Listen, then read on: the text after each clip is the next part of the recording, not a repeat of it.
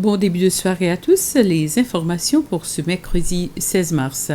Le département de la famille met l'accent sur la nécessité d'établir une structure compréhensive pour minimiser l'impact négatif sur les familles lors de la séparation et surtout sur les enfants.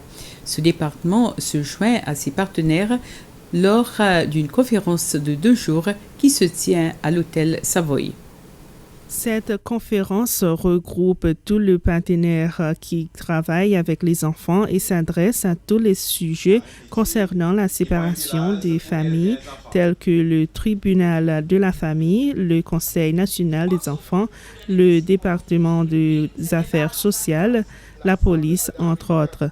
Vu qu'il y a autant d'entités impliquées dans cette affaire de séparation, il est nécessaire que ces entités servent de complément l'une à l'autre.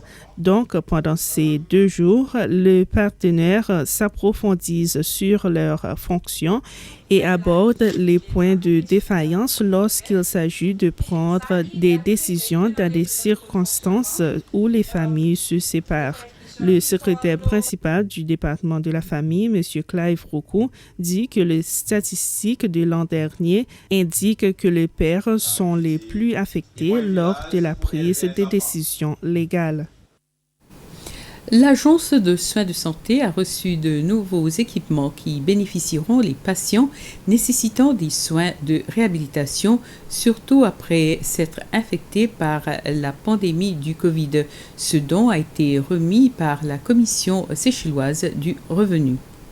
Les recettes collectées par la Commission du revenu à travers sa participation au concours de chorale organisé par la SPC et une somme de l'Agence de la marine terrestre ont contribué à ce don qui coûte 110 000 roupies au total et qui comprend des fauteuils roulants et des équipements de thérapie pour bras et jambes, parmi autres.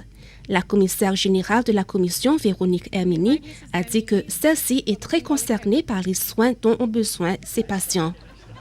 Le docteur Dany Lourange, pour sa part, a fait remarquer que les équipements respiratoires sont destinés à l'hôpital de la famille à Persévérance et les autres équipements aux centres de santé régionaux. Un consultant en réhabilitation venant de l'OMS et en séjour de 2 semaines aux Seychelles était présent lors de la remise. Celui-ci travaillera sur un plan national de réhabilitation. Le chef de direction de l'Agence de gestion des déchets terrestres, le chef de direction de l'Agence de l'infrastructure, le secrétaire principal de l'adaptation climatique et l'autorité du district de la digue ont récemment effectué une visite à la digue. Le but de cette visite était de voir comment les agences concernées peuvent se joindre pour assister le district et maintenir le système de drainage sur cette île par contrecarrer l'inondation.